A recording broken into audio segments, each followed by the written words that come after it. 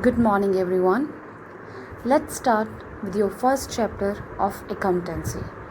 Before we start the basic of accountancy, I just want to let you know that weightage of accountancy marks. Your accountancy marks will be of 100 marks. Okay. In this, 80 marks theory will be there. Okay, and the 20 marks practical will come. We are going to begin with chapter 1. The chapter 1 is Introduction to Accounting. In this chapter, you will just learn about what is accounts, what is accounting, how do we start it, what is the benefits of accounting, and all those things, theoretical part.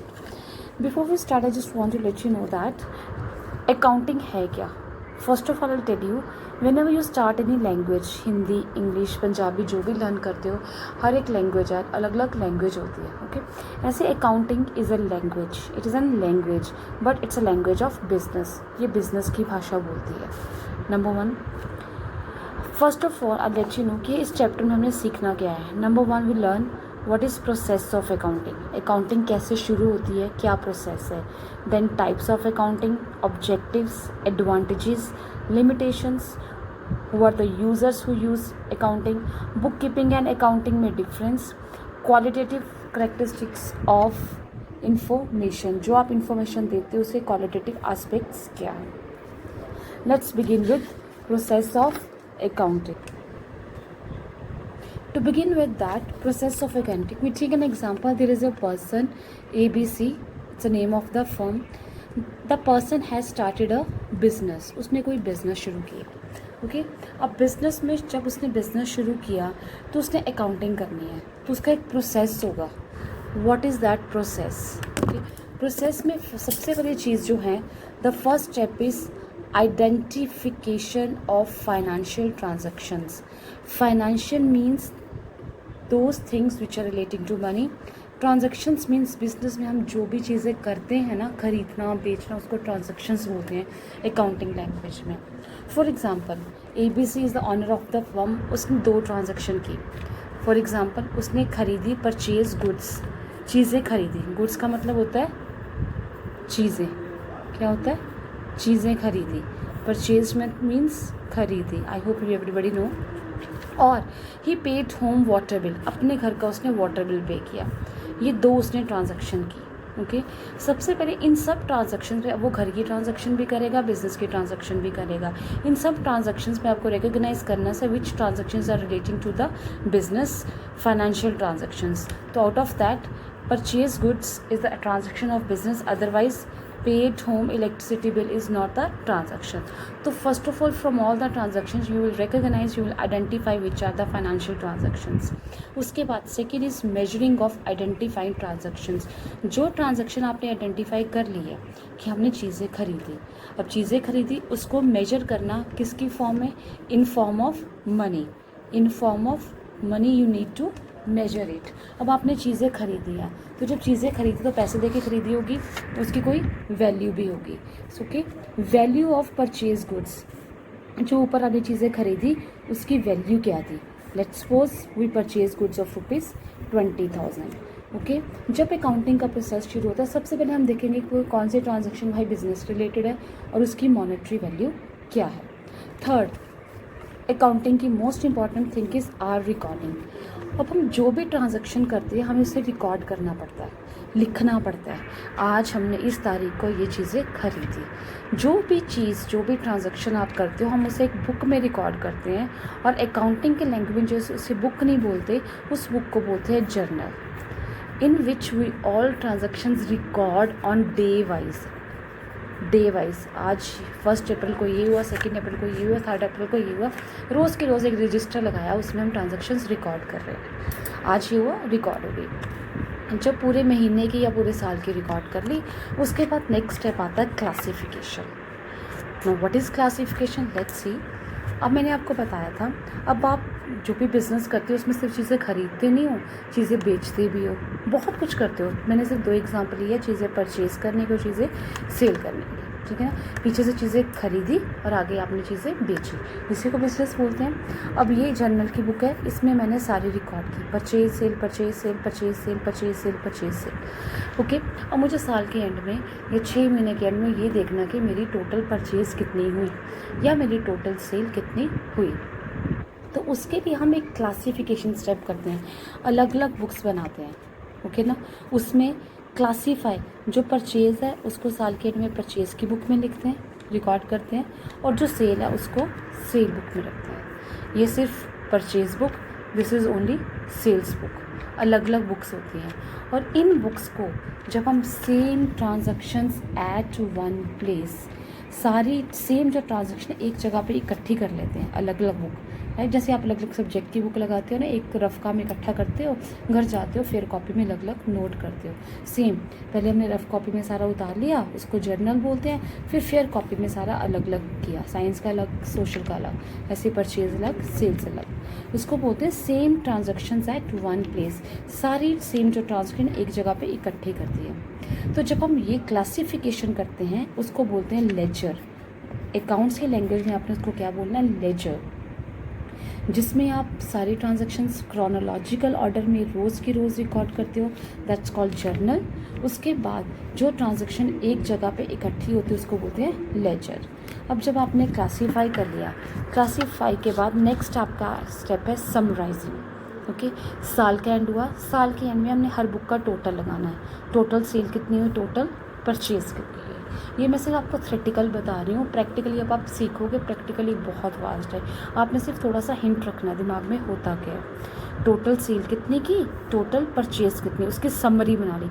मिसाल के and में मैंने तो 90,000 की cell की और purchase कितने की थी, 60,000 की, प्रॉफिट में बेचोगे ना, ठीक है ना। अब इसके लिए जो अकाउंट में एक चीज़ होती है जिसके थ्रू हम करते हैं, वो 3 चीज़ें बनाते हैं। एक होता है ट्रायल बैलेंस, आप सीखोगे, you have one full fledge chapter of trial balance. Profit and loss account, इसका भी आपका पूरा चैप्टर है।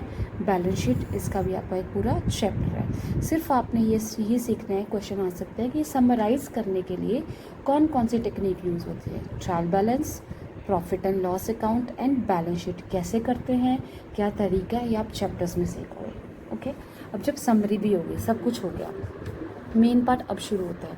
अब उसको एनालिसिस करना, किताबें लेके जो सीए वगैरह बैठ जाते हैं ना, जो बड़े बड़े, ये यहाँ तक लोग क्लैरिकल काम है, कोई भी कर सकता है, 10th पास भी कर सकता है। अब होता है CAS का काम, उसको इंटरप्रेट करना, उसको एनालाइज करना, सारी अकाउंट्स की बुक को लेके बैठ जाना, उसको एनालाइज करना, एनालिसिस करके उसने फाइनल कंक्लूजन तक पहुंचना कि फर्म को लास्ट में प्रॉफिट हुआ है, इतना हुआ है, इसको कैसे इंक्रीज़ कर सकते हैं, लॉस हुआ है, इसको कैसे कम कर सकते हैं, क्या क्या टेक्निक्स अपनाएं, कहाँ पे तंगी करें, क्या करें, ये सारा एक पढ़ने लिखे का काम है। और ये CS और CS का काम है, टेक्निकल काम होता है, that's called analysing and interpretation, right. Last step process में आ जाता है कम्युनिकेशन। क्या स्टेप आ जाता है आपका, कम्युनिकेशन। जो भी information, here I am talking about the big firm, जो भी इंफॉर्मेशन हमने एक बुक में रिकॉर्ड की है, सारी, क्या प्रॉफिट हुआ, क्या लॉस हुआ, साल में कितनी सेल हुई, परचेज हुई, ये इंफॉर्मेशन यूज़र्स तक पहुंचानी होती है। नाउ हु आर यूज़र्स, वो यूज़र्स जो किसी बिजनेस की इंफॉर्मेशन को यूज़ करते हैं। अब if I take an example of Reliance, okay, अगर हमें उसके बारे में जानना है, कोई भी इंफॉर्मेशन देनी है, उसको साल में कितना प्रॉफिट हुआ, कितना लॉस हुआ, वो कितनी घाटे में गई है, कितनी ऊपर गई है, उसकी सारी इन्फॉर्मेशन हम यूज़ कर रहे हैं, तो वी आर द यूज़र्स, और वो इन्फॉर्मेशन हम तक पहुंचाई जाती है थ्रू एनी सोर्स। तो 2 तरह के यूज़र्स होते हैं जिनको बिजनेस की इन्फॉर्मेशन की ज़रूरत पड़ती है, internal users and external users. Internal users जो बिज़नेस के अंदर ही होते हैं, एक्सटर्नल यूज़र्स जो बिज़नेस के बाहर होते हैं। इंटरनल यूज़र्स में जैसे आ सकते हैं आपके एम्प्लॉइज़, ऑनर्स। अब आपके स्कूल की लो, कोई भी अकाउंटिंग डाटा है, वो तो अकाउंटेंट कर रहे हैं, तो सर को अगर कोई भी इन्फॉर्मेशन जाननी है, sir is the internal users. हमें कोई इन्फॉर्मेशन चाहिए तो we are the internal users, या मैनेजमेंट को कोई भी चाहिए। ठीक है। इसके अलावा एक्सटर्नल यूजेस को कौन हो सकते हैं, आप इसको डिटेल में सारा पढ़ोगे, you have full fledge question. External uses हो जाते हैं बैंक्स, सप्लायर्स, जो हम जहाँ से हम माल ख़रीदते हैं उनको बोलते हैं सप्लायर्स। ओके। उसके अलावा हो सकते हैं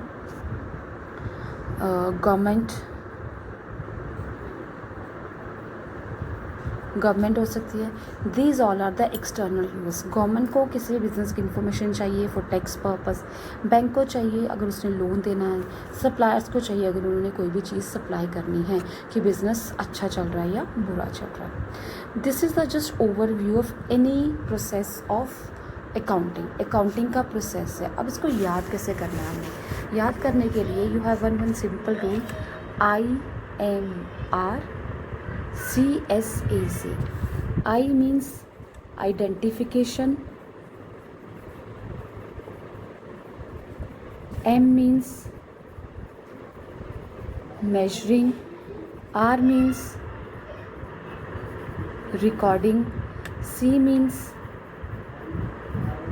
classifying, S means summarizing, A means analysis, and C means communication. This is the full process of any accounting. इसको प्रोसेस भी बोलते हैं, इसको एट्रीब्यूट्स भी बोलते हैं, इसको करेक्टरिस्टिक्स भी बोलते हैं। Let's just revise once again. I means identification of financial transactions, M means उन ट्रांजेक्शन को पैसों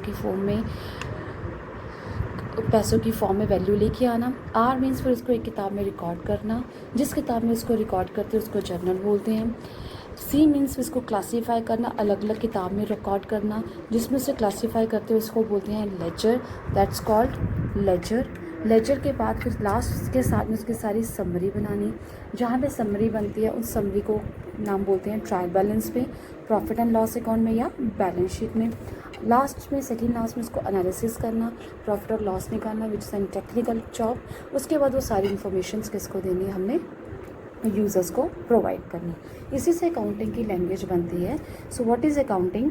accounting is the art of recording, classifying and summarising in a significant manner and in terms of money. ठीक है। अब the next step after this which you have to see, इसके बाद next है branches, types of accounting. Second, accounting कितनी time की होती है?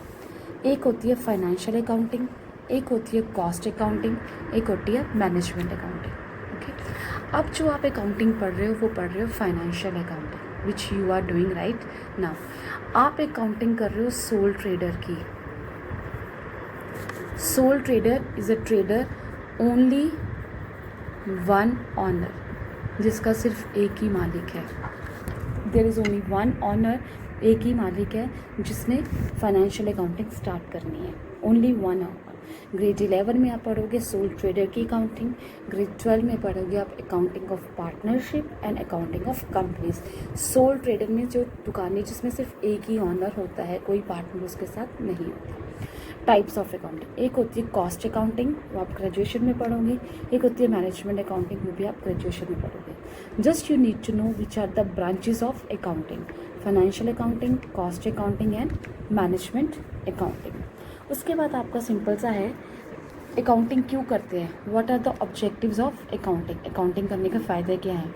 इसी को आप ऑब्जेक्टिव्स भी लिख सकते हो, इसी को आप एडवांटेजेस भी ले सकते हो, बोथ आर सेम थिंग। क्यों अकाउंटिंग करते हैं? To record financial transaction. अब साल में इतनी ट्रांजेक्शन होती है, सारी ट्रांजेक्शन आप याद तो नहीं कर सकते हो, उसको रिकॉर्ड करते हैं। आपकी मेमोरी में सारी चीज़ें नहीं रह सकती हैं, ठीक है ना। उस मेमोरी को हम भूल ना चाहें, हम सारी ट्रांजेक्शन्स को क्या करते हैं, रिकॉर्ड करते हैं। एक तो ये ऑब्जेक्टिव है। लास्ट में प्रॉफिट और लॉस जानने के लिए, टू डिटर्मिन प्रॉफिट या लॉस। अगर हम नहीं लिखेंगे लास्ट में प्रॉफिट एंड लॉस पता नहीं चलेगा। टू डिटर्मिन फाइनेंशियल पोजीशन, कि हमारी फाइनेंशियल पोजीशन क्या है, आप हमारी फाइनेंशियल पोजीशन स्ट्रॉन्ग है या हमारी फाइनेंशियल पोजीशन वीक है, या हम बहुत वीक है, ठीक है ना, क्या हम आगे सर्वाइव कर सकते हैं या नहीं कर सकते।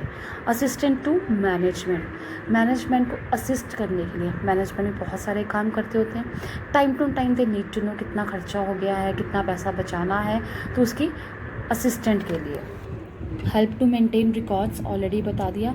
Felicitate comparative studies. Comparative studies means दो तरह की होती हैं, एक होती है इंटर फर्म और एक होती है इंट्रा फर्म।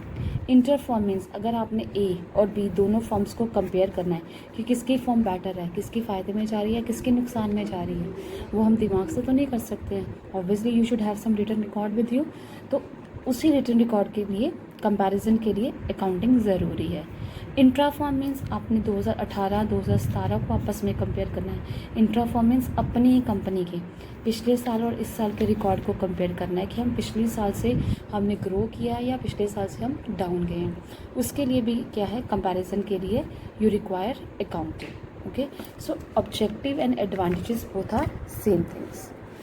ऑब्जेक्टिव मैंने लिख दिया है, एडवांटेजेस सेम एज ऑब्जेक्टिव्स। उसके बाद आपने करना लिमिटेशंस। Limitations means disadvantages. हर एक चीज़ की लिमिटेशन भी होती है, कोई भी चीज़ परफेक्ट नहीं होती है, यू ऑल नो। ओके, अब अकाउंट्स की लिमिटेशन क्या है, इट्स नॉट फुली एग्जैक्ट। जैसे हमारी साइंस है ना, साइंस के रूल भी यूनिवर्सल है, हर जगह सेम अप्लाई होते हैं। जैसे अकाउंट्स के रूल्स भी यूनिवर्सल हैं, पूरे यूनिवर्स में सेम रूल्स फॉलो होते हैं, डिफरेंट नहीं होते हैं। लेकिन ये रूल्स लोगों ने बनाए हैं और उसमें कुछ एजम्पशंस भी यूज़ किए हैं according to their own convenience. इसलिए ये जो थ्योरी है, ये जो अकाउंटिंग है, 100% एग्जैक्टली ठीक नहीं होती है। Okay, do not record the qualitative aspect. आपने सबसे पहले पढ़ा था, इसमें हम मनी की फॉर्म में रिकॉर्ड करते हैं, इसमें क्वालिटी आस्पेक्ट रिकॉर्ड नहीं होता। If I give you an example, आपके स्कूल की एग्जांपल लेते हैं, कुछ अच्छी टीचर स्कूल छोड़ के चली गई, उसकी वजह से हो सकता है स्कूल की स्ट्रेंथ में फ़र्क पड़ जाए, ठीक है ना। स्कूल की स्ट्रेंथ फ़र्क पड़ी, बच्चे कम हुए, इनकम कम हुई, लेकिन वो कहीं भी किताबों में रिकॉर्ड नहीं होगा कि ये इनकम कम क्यों हुई है, because of some qualitative teachers have left the school, ठीक है ना। It will not be recorded anywhere. किसी भी कंपनी में अगर कोई मैनेजमेंट का अच्छा एम्प्लॉई छोड़ के चला जाता है, ओके, उसकी वजह से प्रोडक्शन में बहुत फ़र्क पड़ता है, लॉस में भी जा सकती है, लेकिन ये क्वालिटी होती है, उसकी जगह वो दूसरा मैनेजर ले आएंगे, may be he will not be the same efficient जो पुराना मैनेजर था। तो उस क्वालिटी को हम कहीं रिकॉर्ड नहीं करते, हम सिर्फ और सिर्फ मनी क्वांटिटी को रिकॉर्ड करते हैं, क्वालिटी को रिकॉर्ड नहीं करते। This is a limitation. एक लिमिटेशन है विंडो ड्रेसिंग। और what is window dressing? Window dressing means manipulations. अब कोई भी सीए है, उसको बोला कि तू थोड़ा कम दिखा दे, ज़्यादा दिखा ले, उसको आपने कुछ भी लालच दे दिया तो वो कोई भी मैनिपुलेशन कर लेगा, उसके हाथ में है, ज़्यादा कमी तो दिखाना है, कर सकता है। मैनिपुलेशंस आर ऑलवेज देयर, होती हैं। Ignore price level changes.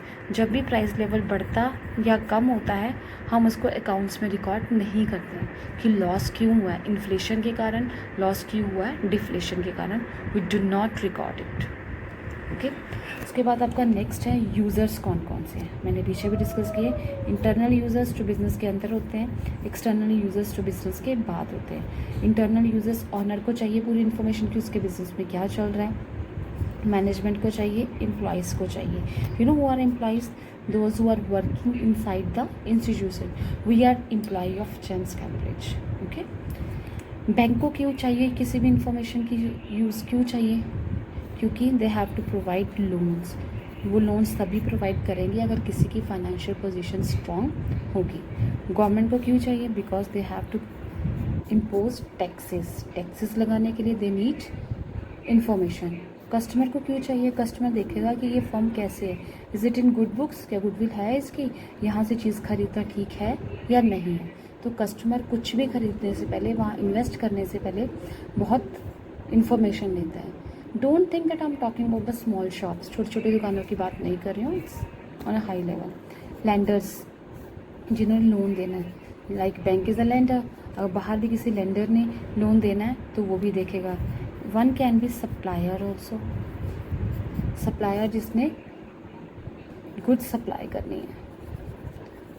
अगर वो उधार पे चीज़ें खरीद रहा है तो सप्लायर देखेगा कि मैं उधार पे चीज़ें दे तो रहा हूँ, क्या कल को ये मेरा उधार वापस कर भी सकते हैं नहीं। Show me your papers, profit आ रहा है, लॉस आ रहा है, पिछले इतने सालों से आपकी फर्म किस में जा रही है, घाटे में तो नहीं जा रही है।